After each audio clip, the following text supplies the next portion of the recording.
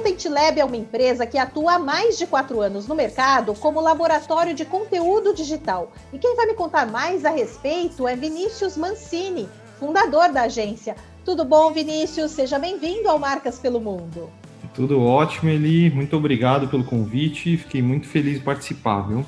Vinícius, são mais de 4 anos de atuação no mercado com o nome Content Lab, mas você tem uma longa trajetória nesta área. Me fala sobre o posicionamento da empresa que tem o marketing de conteúdo como ferramenta estratégica. Você já começou indo na espinha dorsal da história. A gente nasceu de conteúdo, nascemos de redes sociais.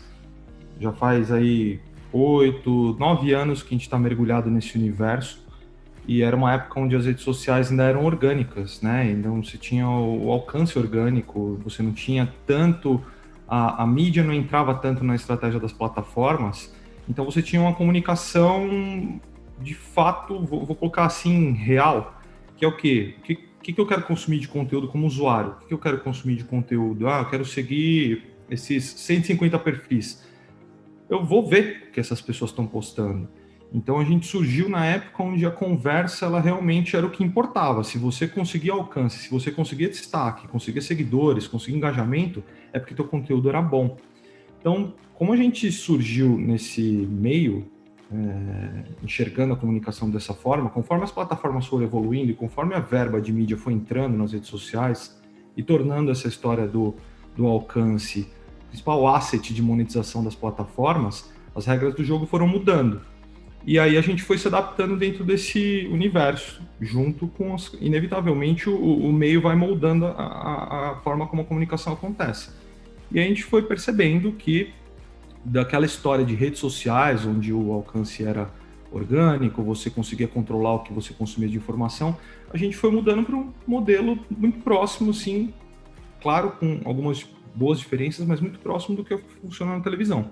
São grandes plataformas de mídia, onde as marcas precisam investir para alcançar as pessoas.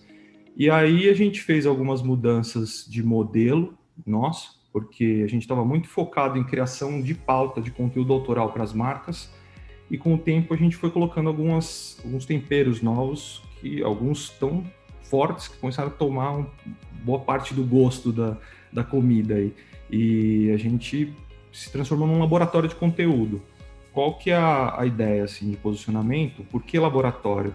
Porque a gente trabalha tanto como agência de comunicação, então a gente faz planejamento, faz criação, faz estudo, pesquisa de mercado, coloca o trabalho para rodar, como produtora de conteúdo. A gente produz realmente assets de conteúdo voltado para N canais, sejam eles digitais ou não. E aí a ideia do laboratório é porque a gente realmente aproveita a vantagem que esse ambiente digital tem, que permite a gente testar. Então a gente faz uma brincadeira de uma continha, né? A gente traz as informações para dentro de casa, faz a nossa lição de casa, fazemos pesquisa, fazemos análise, colocamos ali a parte de inteligência, fazemos planejamento, criamos, produzimos, colocamos para rodar, volta lá atrás, pega, analisa o que deu certo, o que não deu, por que isso deu certo. Por que isso não deu certo? E aí a gente vai afinando a comunicação. Então é uma espécie de tubo de ensaio de comunicação mesmo. Por isso que a gente vem com essa abordagem de laboratório mesmo. Tem muita estratégia envolvida para acompanhar todas as mudanças que nós tivemos no mercado, com as novas redes sociais e também com as novas formas de interação com os consumidores. Bastante. Assim, o jogo fica cada dia mais complexo. Eu acho que fica cada vez mais difícil a gente chegar com fórmulas de sucesso, tá? Vamos falar assim. A gente trabalha com esse viés do aprendizado constante, porque se eu estou fazendo um trabalho de sucesso para uma marca de um setor A e chegou um cliente de um setor C, eu vou ter que mergulhar ali, estudar, aprender muito com o cliente, aprender muito com o público e entender onde é que essas pessoas estão conectadas, consumindo informação. E mais do que isso, o que ela está fazendo ali? O meu público está no TikTok. Legal. Que momento do dia dele que ele está usando o TikTok? É lazer, é entretenimento? Ou não? É um cara que costuma entrar no TikTok para consumir informação política, por exemplo? Que momento que a pessoa está do dia dela? Então, eu acho que o jogo está realmente num nível de complexidade muito grande da gente entender onde você vai impactar o seu consumidor, o seu target, qual é esse display, o que esse cara está fazendo. Eu acho que a gente não pode mais seguir com alguns vícios de mercado que são, vou pensar a comunicação pelo meio. Então, você chega e fala, olha, eu estou precisando lançar um produto para massa, qual a estratégia? Eu já vou logo pensar lá e falar, cara, vamos jogar você na televisão. Eu acho que isso ainda existem alguns, vamos falar, uns players de mercado aí que estão atuando dessa forma e a gente vem com um caminho completamente oposto. Qual é a mensagem que você quer levar? Com quem que você está falando e qual é a mensagem que você quer levar? Acho que é o primeiro ponto, sabe? A história que você está contando é a espinha dorsal. Depois que você tem essa história muito bem definida, qual é a mensagem que a marca está entregando para o consumidor, aí você pensa, como é que eu encontro esse cara no momento certo de levar essa mensagem, né? Porque no final das contas é aquela coisa, eu quero levar uma mensagem para venda, legal, qual que é o momento que esse cara está suscetível a fazer uma compra? Não, eu quero levar uma mensagem para conversar com ele, para ele conhecer minha marca, ele ainda não conhece, então a abordagem é outra. Então, de fato, o trabalho estratégico ele é cada vez mais complexo e mais aprofundado, né? Até porque a gente tem aí eu vou puxar para o digital e para a digitalização de todos os meios, a gente tem um calhamaço de informações, de dados aí que quem não está fazendo uso disso certamente está perdendo tempo. E a agência está em um bom momento agora, inclusive ganhou um reforço especial com a chegada de Alexandre Villalba. Me fala quais são suas expectativas e como será o trabalho daqui para frente. Eu falo que a chegada dele representa uma virada de chave aqui. A gente vem numa proposta interessante, ganhando espaço de mercado, e a gente precisava preparar os processos da empresa, solidificar esses processos para conseguir crescer sem perder o diferencial. A gente não consegue entregar, de fato, um conteúdo de qualidade se a gente não mergulhar muito fundo no público, na tribo, na linguagem, na comunicação, no dia a dia da marca. Eu acho que tudo parte da cultura da marca, então a gente precisa ter aquela aproximação que isso sempre foi assim, só que quando você abre para um oceano de pessoas se comunicando, de pessoas criando conteúdo, de pessoas falando, o jogo muda para a marca. Inevitavelmente o jogo muda para a marca. Então a gente não consegue ter uma entrega de qualidade se a gente não tiver uma imersão muito profunda.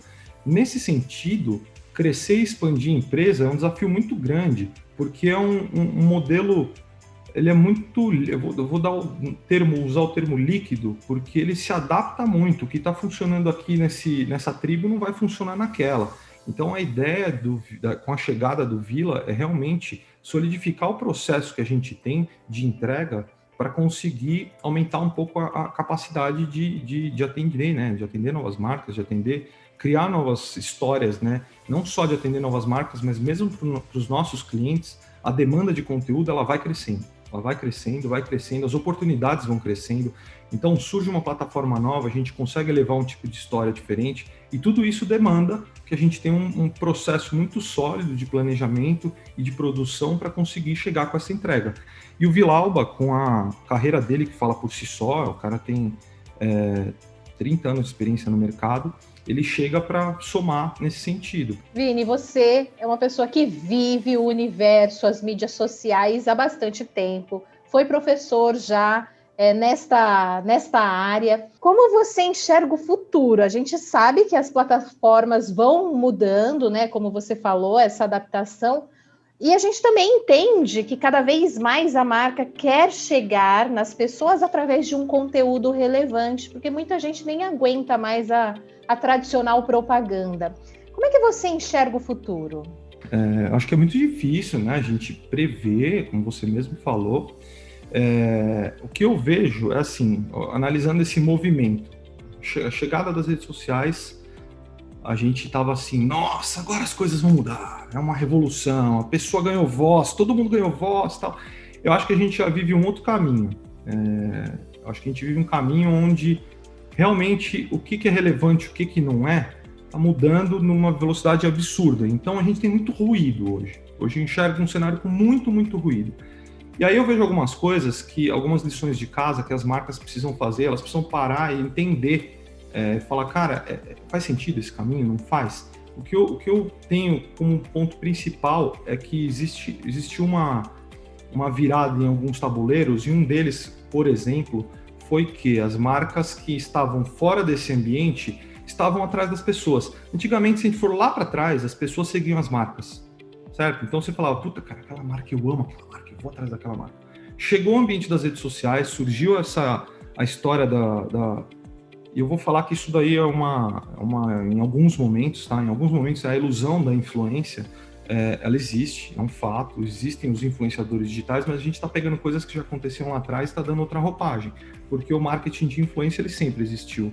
A gente for lá nos primórdios da publicidade, da propaganda, você pegava um jogador para falar que o cigarro fazia ele jogar melhor. Então você já estava usando a influência desse cara.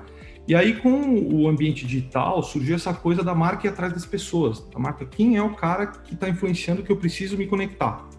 E eu acho que houve uma ruptura ali onde as marcas elas se colocaram numa posição vulnerável em muitos momentos. Que é de realmente ficar, cara, eu vou atrás desse cara, mas e a lição de casa? Então eu acho que hoje a gente passa por um momento onde as marcas precisam retomar a rédea, elas precisam entender que elas precisam deixar muito claro qual que é a cultura delas, para ter um encontro natural de valores, tanto entre um influenciador, ou seja, com as pessoas. A gente precisa parar um pouco de seguir algumas receitas. Um outro ponto dessa virada de chave que eu enxergo, olhando para as redes sociais, é a necessidade de falar, sabe? Você tem que postar. Você tem que criar uma pauta e postar todo dia. Você precisa postar no mínimo X vezes por semana. Você precisa criar um conteúdo. Isso eu acho que são coisas que não se sustentam. Eu acho que a gente tem que estar preparado para um modelo mais híbrido, onde cada universo tem um sentido. Tem gente que chega na gente e fala assim, cara, mas vocês postam pouco nas redes sociais. A gente sabe muito bem, nas redes sociais, no caso da iContent Lab, a gente sabe muito bem o que a gente espera, como que a gente quer usar as redes sociais da iContent Lab, e a gente não precisa estar ali falando todo o tempo, sabe? Então, o que eu enxergo hoje é que existe um excesso de gente falando e pouca gente escutando. E da mesma maneira, as marcas, existem muitas marcas querendo falar, e poucas marcas escutando.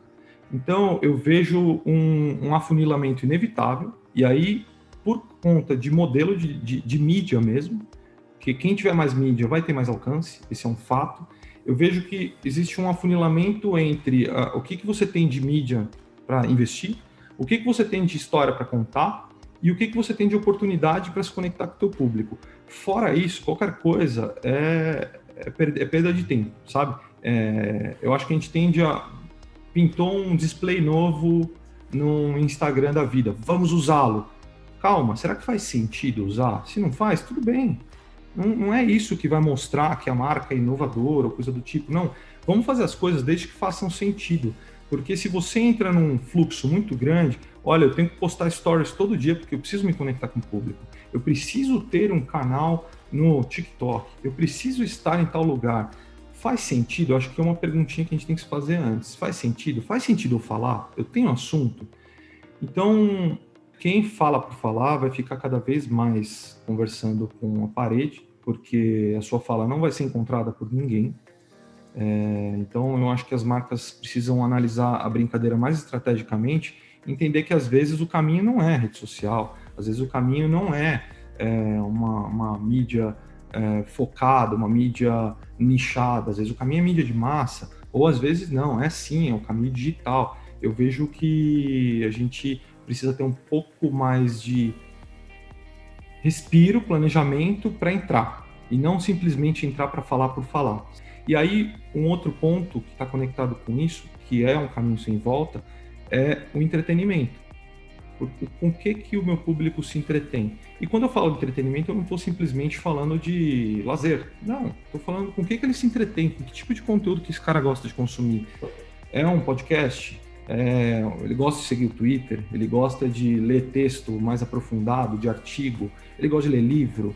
Como é que esse cara gosta de se entreter?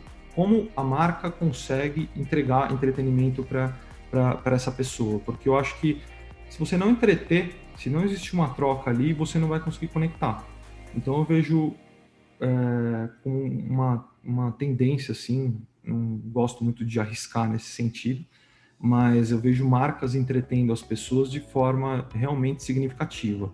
Se você falar por falar, você vai ficar conversando sozinho. Isso, para mim, já é uma verdade hoje. Eu acho que ela vai ser cada vez mais latente, cada vez mais gritante, no sentido de, se você tem uma comunicação que não promove uma mudança na vida da pessoa através do seu produto, você vai ficar falando sozinho.